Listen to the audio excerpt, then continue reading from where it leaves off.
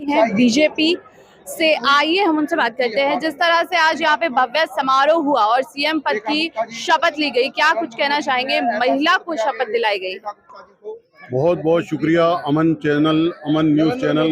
मैं अच्छे से इनको फॉलो करता हूँ और मुझे खुशी है कि ये सच्चाई दिखाने वाला चैनल है। इस माध्यम से मैं ये बताना चाह रहा हूँ कि आज जो दिल्ली के अंदर सरकार बनी है, हमारी महिला ने जो यहाँ शपथ ली है, वो अकेले खाली मेजोरिटी में बैठे हुए जो हिंदू लोग हैं उनकी नहीं, माइनॉरिटी के अंदर जो मुस्लिम हैं उनकी भी साथ में शपथ ग्रहण समारोह हुई है। एक एक मुस्लिम के अंदर आज हर्ष और उल्लास का माहौल है। इस रामलीला ग्राउंड के अंदर नरेंद्र मोदी जी का सबका साथ, सबका विकास और सबका प्रयास का जो नारा था, उस नारे के तहत आज इसके अंदर लाखों की तादाद में माइनॉरिटी दिल्ली प्रदेश के लोग इसमें शामिल हुए थे। और एक मुस्लिम के नाते में ये बताना चाह रहा हूँ कि महिला के ऊपर जो नरेंद्र मोदी जी ने अपना विश्वास दिखाया है वो यकीनन पूरा उतरेगा। जिस तरह से आप बात कर रहे हैं माइनॉरिटीज की, तो 15 से 20% इस बार जो है मुस्लिम आबादी ने वोट किया है। किस तरह से ये बदलाव आया? क्योंकि अक्सर ये सुना जाता है कि हिंदू मुस्लिम की पार्टी बीजेपी को बताया जाता है। देखिए, बहुत अच्छा आपका सवाल है। मीडिया भाइयों का बहुत शुक्रगुजार हूँ, यूट्यूब वाले चैनल का भी, नेशनल चैनल का भी। उन्हीं लोगों ने ये बात बताई है कि 12 से 15% माइनॉरिटी ने वोट डाला है। ये वोट माइनॉरिटी ने कैसे डाला? माइनॉरिटी बीजेपी को तो पसंद करती नहीं, हलक से नहीं उतारती, बट माइनॉरिटी का वोट कैसे पड़ा? मैं आपका ध्यान एक मुस्लिम राष्ट्रीय मंच आरएसएस का एक विंग है, मैं उसकी तरफ दिलाना चाहूंगा। आरएसएस का एक सिस्टम है वोट डालने का, वो छोटे छोटे पॉकेट के ऊपर मीटिंग्स करती है। वही सिस्टम आरएसएस ने मुस्लिम राष्ट्रीय मंच के लोगों को दिया था।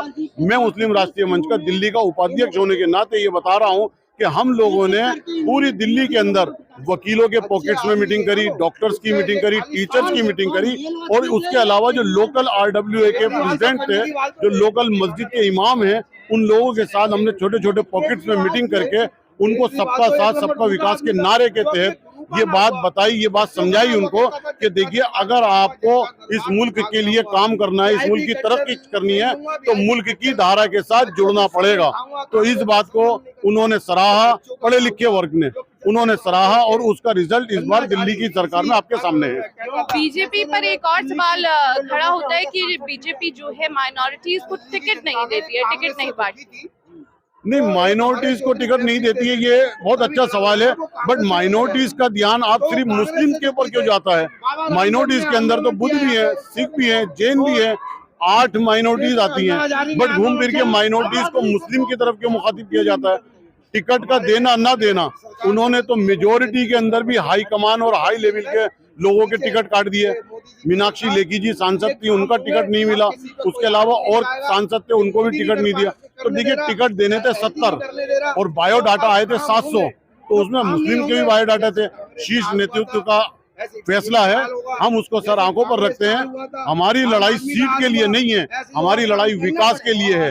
भारतीय जनता पार्टी हमारा विकास कर रही है, माइनॉरिटी के लिए सोच रही है, इसका मैं बहुत दिल से गहराइयों से धन्यवाद करता हूं और बीजेपी का धन्यवाद करता हूं। आखिरी सवाल सर, जिस तरह से कई ऐसे मुद्दे हैं दिल्ली के अंदर, ट्रैफिक जाम से लेकर दिल्ली की सड़कों पर रेड लाइट पर भीख मांगने से लेकर कई ऐसे मुद्दे हैं जो विकास की तरह लेकर जाते हैं, विकास की तरफ लेकर जाते हैं, लेकिन बीजेपी के मैनिफेस्टो में उसको नहीं रखा गया। तो इसके बारे में आप क्या कहना चाहेंगे? मैं बीजेपी के मैनिफेस्टो को हैट्स ऑफ करता हूँ। देखिए, एक सच्ची पार्टी है, ईमान वाली पार्टी है।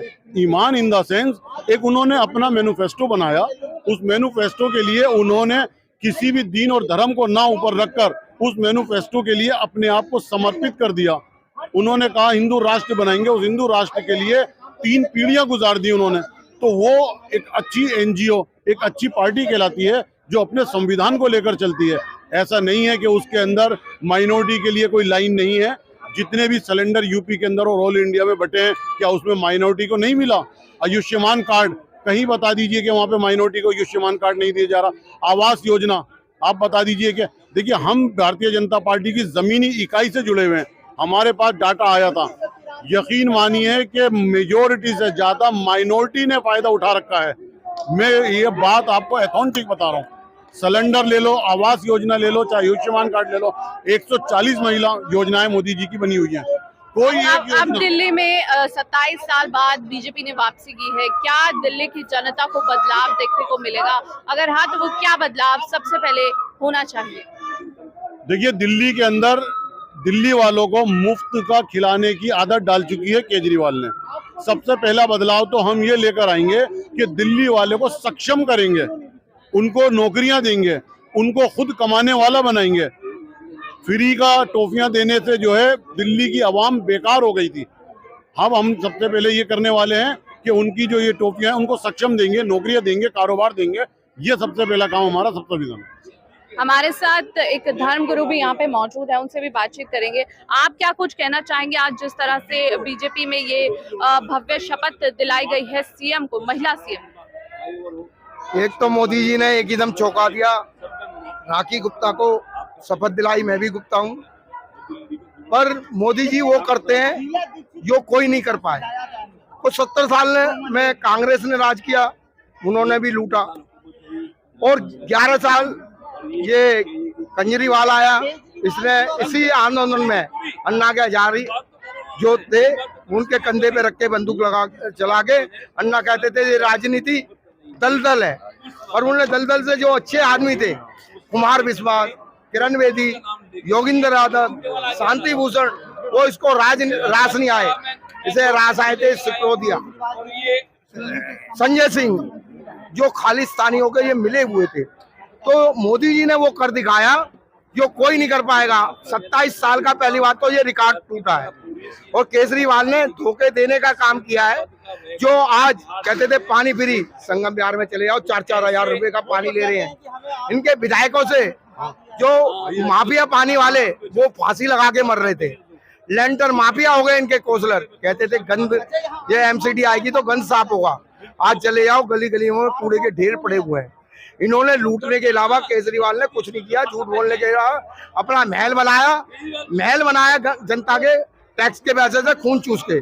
अब ये अंदर जाएगा इसकी तिहाड़ में है। इनके जितने विधायक, जितने कौंसलर हैं जो किराए पे रहते थे, उनके आज 1-1 करोड़ 2-2 करोड़ की गाड़ियां हैं, करोड़ों के मकान है। कहाँ से आया पैसा किराए पे रहने वालों पे? ये बताइए आप, कहाँ से आया पैसा? लेकिन अभी भी जनता का ये कहना है कि लोगों को जो है वो घर की सुविधा भी नहीं मिल पा रही है। अब ऐसा है ना, 8 तारीख से मोदी जी जो कहते हैं वो करते हैं। लोग कहते थे 15-15 लाख रुपए आएंगे, अब 15-15 लाख रुपए आ गए। 5 लाख का इलाज केंद्र सरकार देगी, 5 लाख का दिल्ली सरकार देगी, 10 लाख हो गए। 2500 रुपए महीने महिला को, सिलेंडर फ्री, होली दिवाली 500 रुपए का सिलेंडर। और क्या करेंगे मोदी जी? 140 करोड़ का पूरे हिंदुस्तान में आपका नाम रोशन किया, आपका भी मेरा भी, नाक ऊंची कर दी।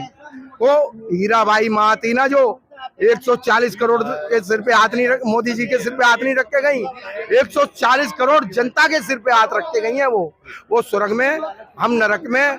मोदी जी विकास का काम करेंगे, और अब विकास पे ही वोट दिया जाएगा। केजरीवाल कहता था 50 साल भूल जाओ, अब दिल्ली में नहीं आएंगे। केजरीवाल जी आप 11 साल में आप चले गए, अब 50 साल आप भूल जाओ, आपका नाम निशान मिट जाएगा।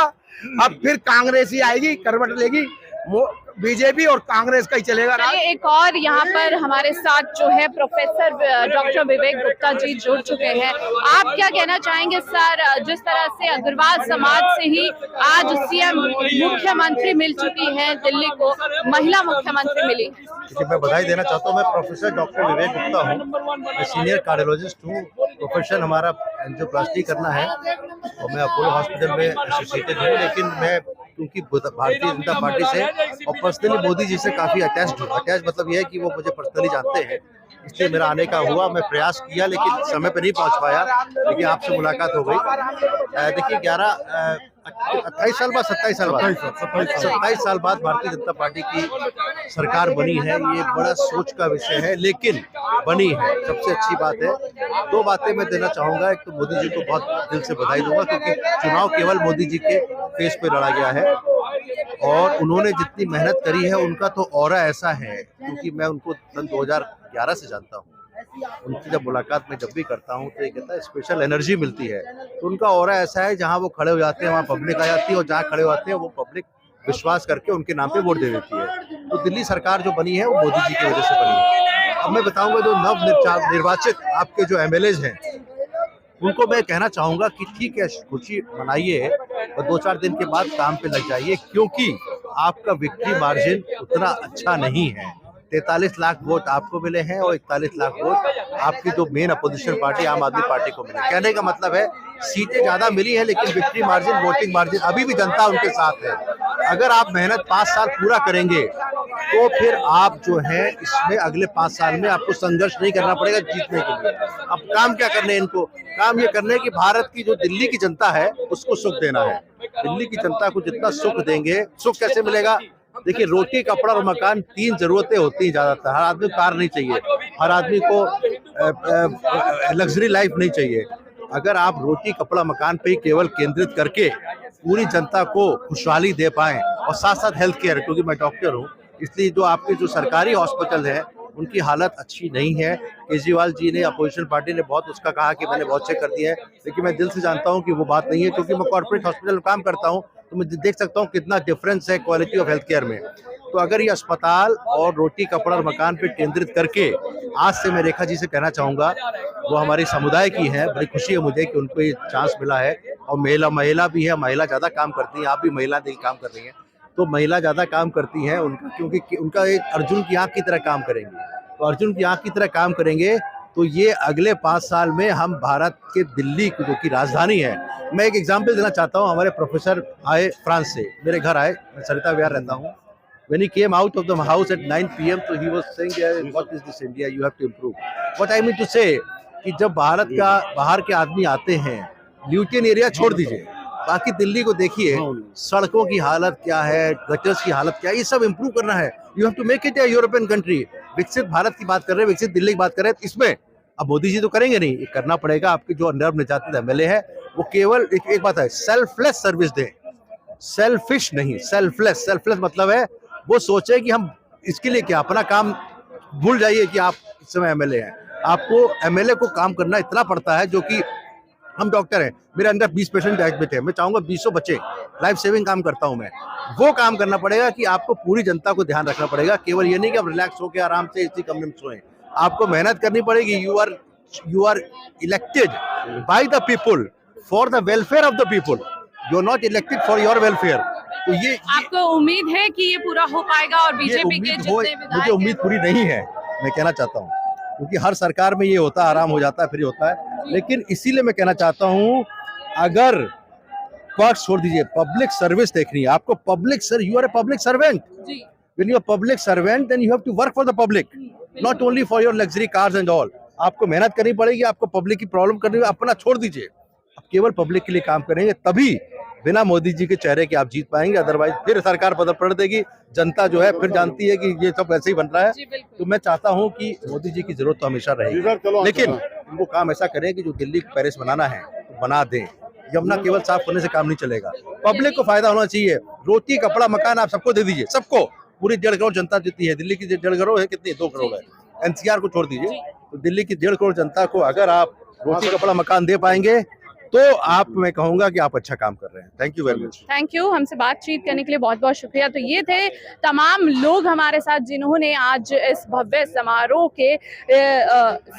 को सपोर्ट भी करते हुए नजर आए। लेकिन वहीं जनता की अगर बात करें, पढ़े लिखे वर्ग की बात करें, तो वो अभी भी यही चाहता है कि दिल्ली के अंदर विकास की बात हो तो विकास पर काम भी होना चाहिए।